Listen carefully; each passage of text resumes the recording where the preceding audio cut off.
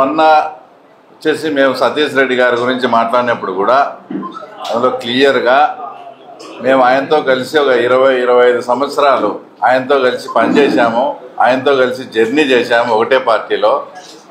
తర్వాత ఆయన్ని ఏదన్నా విమర్శించాలంటే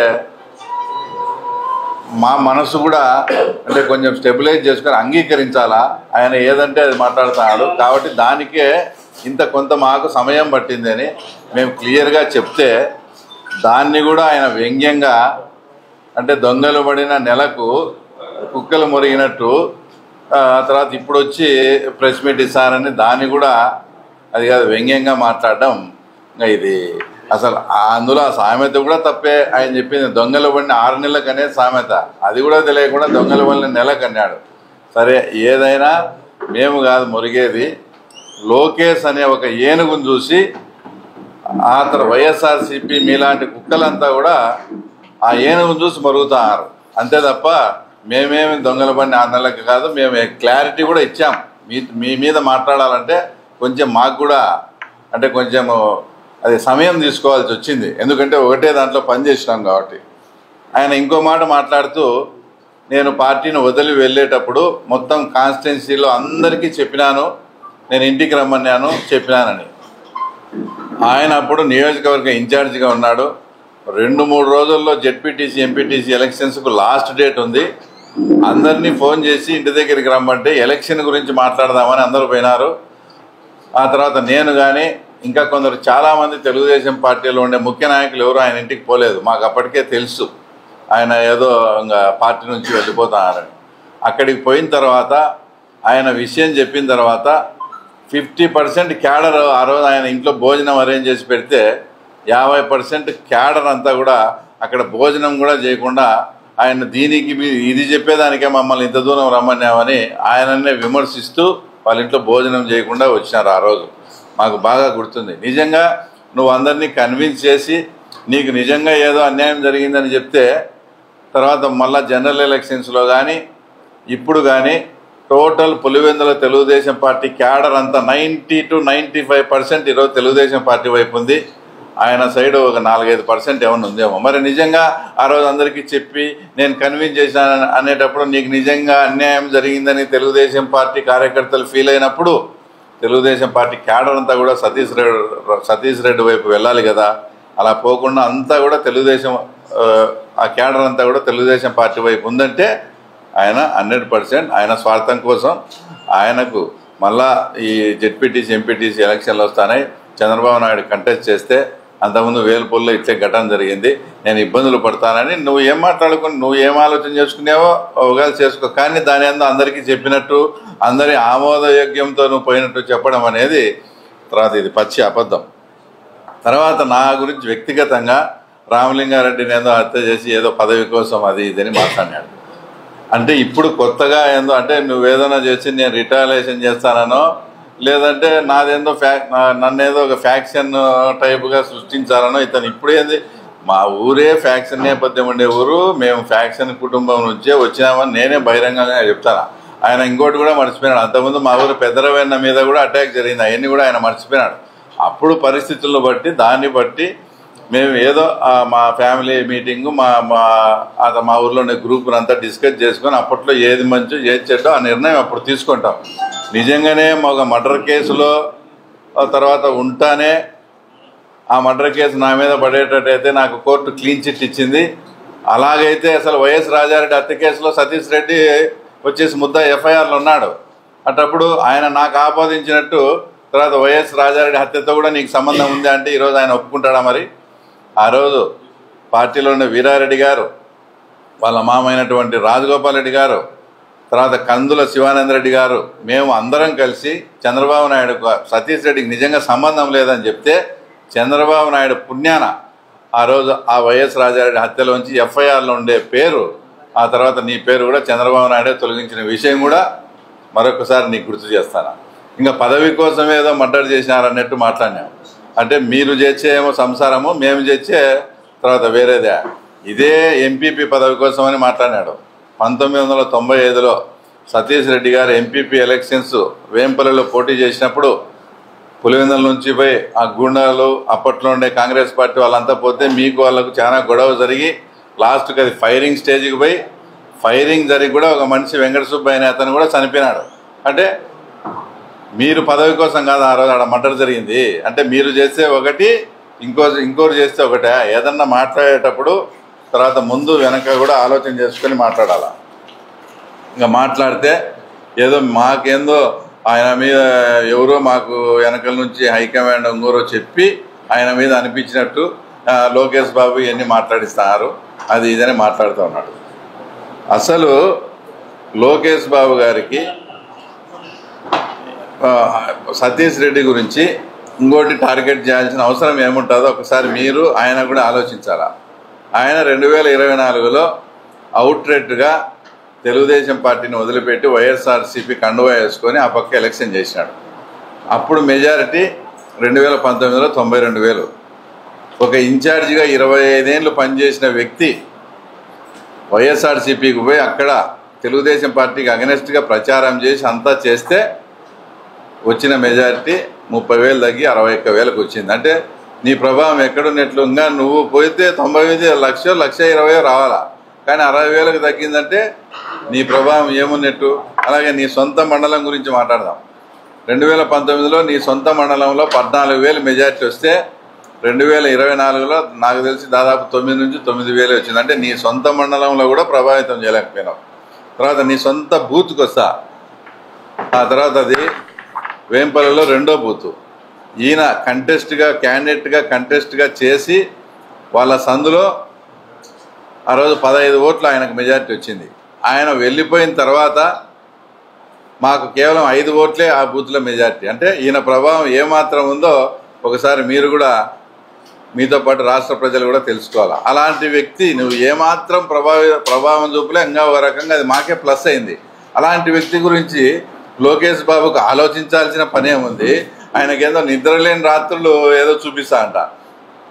నాకు తెలిసి ఆయన ఫ్రెండ్స్ కానీ శ్రేయోభిలాసులందా ఏంది ఇంత పని చేసుకుంటేవి, తీరా గవర్నమెంట్ వచ్చేటప్పుడు ఇన్నాళ్ళు కష్టపడి తీరా గవర్నమెంట్ వచ్చేటప్పుడు ఆ పార్టీలోకి పోయి ఇట్లా చేసుకోనని అందరూ చెప్తా. సతీష్ రెడ్డి గారికి నిద్రలేని రాత్రులు ఉన్నాయి, లోకేష్ బాబుకి కాదు.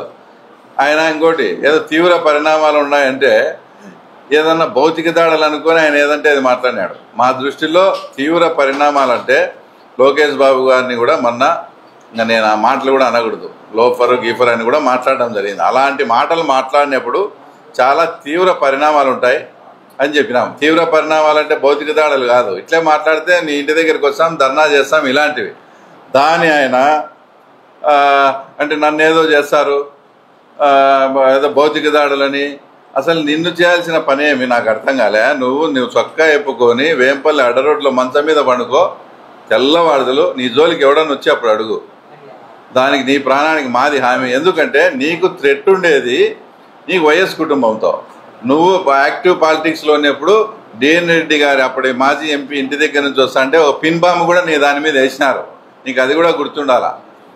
అట్లా నీకు వైఎస్ కుటుంబంతో థ్రెట్ ఉంది. నువ్వు ఈరోజు నీకు ఇష్టం లేకనో సరెండర్ అయ్యో నువ్వు వాళ్ళ దగ్గరికే పోయినప్పుడు, నువ్వు వైఎస్ వాళ్ళతోనే కలిసిపోయినప్పుడు ఇంకా తర్వాత నీకు థ్రెట్ ఎక్కడ ఉందో నాకు అర్థం కాలే. నీకు ఉండేదే వైఎస్ఆర్తో థ్రెట్, వాళ్ళతోనే కలిసిపోయినాక నీకు థ్రెట్ ఎక్కడుంది ఇంకా.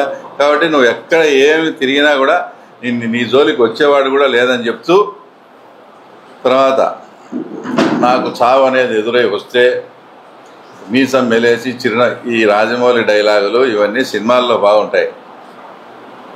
దాని గురించి కూడా వస్తాను. వేలుపులలో ఆ రోజు సంఘటన జరిగిన రోజు మొత్తం అంతా నువ్వు అక్కడ ఫైరింగ్ జరిగిన తర్వాత వాళ్ళు నిన్ను అటాక్ చేస్తే ఈ మీసము చిరునవ్వు ఏమైనా దాన్నే ఉండాల్సింది. నీ వెహికల్ ఎక్కి పారిపోతే వైఎస్ భాస్కర్ రెడ్డి ఇంకా శంకర్ రెడ్డి వాళ్ళు నిన్ను వెంటాడితే నువ్వు ఆదరాబాదరాగా ఫోన్ చేస్తే చంద్రబాబు నాయుడు గారు అప్పుడు డీజీపీతో మాట్లాడి మా సతీష్ రెడ్డి ప్రాణాలతో చాలా ఇబ్బందుల పరిస్థితిలో ఉన్నాడు, మీరు అర్జెంటుగా పోండి అని చెప్తే అప్పుడు ఒక డిఎస్పీ వచ్చి ఈయన ఎక్కడో గుట్టల్లో నక్కి దాక్కుంటే ఆ రోజు డిఎస్పీ వచ్చి ఈయన స్టేషన్కి పిలిచకొచ్చినాడు.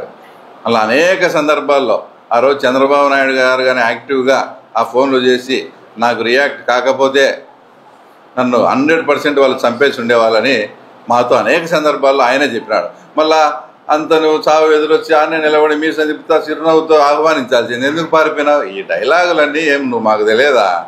ఓ పక్క 2004లో తర్వాత ఇప్పట్లో బూత్లో రిగ్గింగ్ జరుగుతుందని అప్పుడు మా మండలంలో తెలుగుదేశం నాయకుడు మేమిద్దరు ఫోన్ చేస్తే ఆ బూత్ పోయి పొగలగొట్టండి, మనం 2-3 వేల మార్జిన్లు ఉన్నామని చెప్పినావు. అంటే ఓ పక్క రిగ్గింగ్ జరుగుతుందంటే ఓ పక్క ఆ తర్వాత వేరే రూట్లో పోయే నువ్వు మీసము చిరునవ్వు ఇవన్నీ ఆ రోజు నిన్ను ఆ గుట్టలోంచి తీసుకొని వచ్చి పోలీస్ స్టేషన్లో పెడితే నీతో పాటు సహముద్దాయులను నిన్ను కొట్టకుండా పోలీసులు కుక్కలను బాదినట్టు బాదినారు. ఈరోజు నీ అమ్మడే ఉన్నాడు హేమంత్ రెడ్డి, అతన్ని అడుగు ఆ రోజు పోలీసు వాళ్ళు కొట్టినారో లేదా. లాస్ట్కు మిమ్మల్ని వాయిదాకు తీసుకొస్తే పులివెందులకు వాయిదా నుంచి మళ్ళీ సబ్ జైలు పోయేదానికి మధ్య గ్యాప్లో మీరు బిర్యానీ అడిగినారని పార్సల్ మీకు బిర్యానీ చేస్తే అప్పుడు మీకు ఎస్కార్ట్గా ఉండే పోలీసులను కూడా సస్పెండ్ చేశారు రాజశేఖర గవర్నమెంట్ జగన్ సిఫారసుతో. నువ్వు అవన్నీ మర్చిపోయి నువ్వు మళ్ళా వాళ్ళ గురించి మాట్లాడతావు, మీసం అంటావు, ఆ తర్వాత మెలేశం అంటావు, ఆ తర్వాత ఇవన్నీ. ఒకటి సూటిగా చెప్తాను సతీష్ రెడ్డి గారికి, ఎందుకంటే ఇదేమే సీరియల్ ఎపిసోడ్ మాదిరి వద్దు. 2 ప్రశ్నలు అడుగుతాం, దానికి నువ్వు సూటిగా సమాధానం చెప్తే తర్వాత అంతవరకు నేను నీ మీద మాట్లాడిన కూడా మాట్లాడను. మీరు 5 ఎలక్షన్స్లో 99, 4, 2009, 2014, 2019 5 ఎలక్షన్స్ ప్లస్ 96, 98 రాజమోహన్ రెడ్డి గారు ఎంపీకి పోటీ చేసినప్పుడు 2 ఎలక్షన్లు 5 + 2 7 ఎలక్షన్స్ సతీష్ రెడ్డి గారి ఆధ్వర్యంలో పులివెందులలో జరిగినాయి. ఈ 7 ఎలక్షన్స్లో వైఎస్ఆర్సీపీ అప్పుడు కాంగ్రెస్ కానీ ఇప్పుడు వైఎస్ఆర్సీపీ కానీ ఎలాంటి దౌర్జన్యం చేయకుండా ఎలాంటి బూత్ క్యాప్చరింగ్ చేయకుండా ప్రజాస్వామ్యబద్ధంగానే ఎలక్షన్ జరిగింది నా హయాంలో. నాకు ఇంత మెజార్టీ కూడా ప్రజాస్వామ్యబద్ధంగా జరిగిన ఎలక్షన్స్లోనే వాళ్ళకి అంత మెజార్టీ వచ్చిందని నువ్వు సూటిగా దానికి ఎస్ నో అని చెప్పండి. రెండోది, ఇంతవరకు ఆయన ఉదార స్వభావుడు రాజశేఖర రెడ్డి కానీ వైఎస్ కుటుంబం చాలా ఇది చేసిందని మాట్లాడే మీరు వేల్పుల్ సంఘటనలో మళ్ళా సూటిగా అడుగుతున్నా, ఆ రోజు గన్మ్యాన్ ఫైర్ చేసినాడా? గన్మ్యాన్ దగ్గర ఉండే వెపన్ తీసుకొని మీరు ఫైర్ చేసినారా? తర్వాత నిజంగా గన్మ్యానే కానీ ఫైర్ చేసింటే మీరైతే ఏదైతే పోడుకుంటారో వైఎస్ కుటుంబం కానీ రాజశేఖర రెడ్డి కానీ వాళ్ళు తప్పు చేసినట్లు, లేదా నువ్వే కానీ గన్మ్యాన్ వెపన్ తీసుకొని ఫైర్ చేసినట్టు అయితే నువ్వు అందరినీ మాతో పాటు తెలుగుదేశం పార్టీని అందరినీ మోసం చేసి ఆ తర్వాత నువ్వు తప్పుడు ఆ తర్వాత ఇదైనట్లు. ఈ 2 ప్రశ్నలకు సూటిగా సమాధానం చెప్పు. అంతవరకు నువ్వేదన్నా మా గురించి మాట్లాడినా కూడా మేము నిన్ను మాట్లాడే పరిస్థితి కూడా లేదు.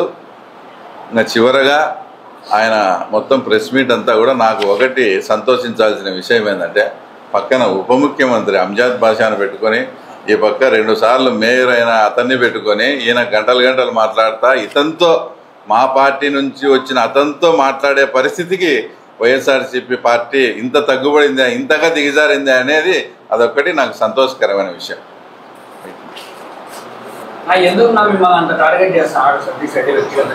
మమ్మల్ని ఏం టార్గెట్ చేయలే. మేము సతీష్ రెడ్డి ఇందాక చెప్పినా కదా 15-20 years బాగా జస్ట్ లైక్ బ్రదర్స్ మాదిరి ఉన్నాము. ఏదో మాట్లాడుతాడు ఏదో మాట్లాడుకోనిలంటే ఆ మాట అనేది శృతి మించి తారాస్థాయికి పోయింది. లాస్ట్కు మా యువనాయకుని లోఫర్ అని అదని, ఎందుకంటే ఆయన గతంలో మీరందరూ ఉన్నారు కడపలో ఆయన డిప్యూటీ చైర్మన్గా ఉన్నప్పుడే లోకేష్ బాబు గారు వచ్చి ఆయన పనితీరు బాగాలేదని ఒక రకంగా మందలించాడు. అది మనసులో పెట్టుకొని ఆయన పార్టీలోంచి పోయేదానికి కూడా ఒక కారణం కావచ్చు. ఇప్పుడు పార్టీ అధికారంలోకి వచ్చింది.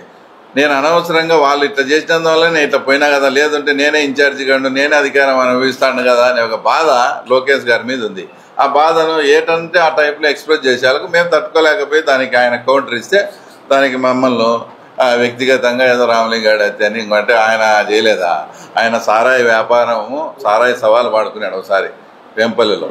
ఎవరు బిజివేంలో వీరారెడ్డి గారు అంతా ఉన్నప్పుడు సారాయి వేరే వాడు అమ్ముతాడని కాసిం అనే వ్యక్తిని తీసుకొచ్చి గోడౌన్లో వేసి కొడితే వాడు చనిపోయినాడు. ఈ చరిత్ర పర్సనల్గా పోతే అందరిది ఉంటుంది, కానీ మాది ముందే ఫ్యాక్షన్ నేపథ్యం, ఫ్యాక్షన్ కుటుంబము. దాంట్లో అప్పుడు పరిస్థితుల్లో అప్పుడు సర్వైవల్ కావాలంటే ఏం చేయాలో ఏమనేది మేము డెసిషన్ తీసుకొని చేసుకుంటాం. అయినా నువ్వు 95లో తర్వాత నువ్వు ఎంపీపీగా నిలబడినావు. అప్పుడు ఫైరింగ్ జరిగి ఎవడు అమాయకుడు చనిపోయినాడు, మరి దానికేం సమాధానం చెప్తాడు? కాబట్టి నేనేమంటున్నానంటే ఇప్పుడైనా ఏదో సూపర్ 6 చేయలే అంటున్నావు, మేము చేసినామంటున్నాం. మాకు తెలిసి సూపర్ 6 మహిళలకు 1500 అనేది ఒకటి P4 విధానంలో చేయాలని చూస్తున్నాడు. నిరుద్యోగ భృతి, అన్నదాత సుఖీభవ, ఆర్టీసీ బస్సు కూడా తొందరలోనే అయిపోతాయని మేము పదే పదే చెప్తున్నాం. వాటిని విమర్శనాత్మకంగా విమర్శించు, మేమేం కాదనిలే. వ్యక్తిగత టార్గెట్ పెట్టుకొని అదని ఇదని మాట్లాడితే మటుకు తీవ్ర పరిణామాలు ఉంటాయని అప్పుడు చెప్పినాం, ఇప్పుడు చెప్తాను. తీవ్ర పరిణామాలు అంటే భౌతిక దాడులు కాదు. మీ ఇంటి దగ్గరికి వస్తాం, ధర్నా చేస్తాం, గొడవ చేస్తాం, నిన్ను నిలదీసి నీతో క్షమాపణ చెప్పించేంత వరకు కూడా ఇడిచిపెట్టాం. రైట్.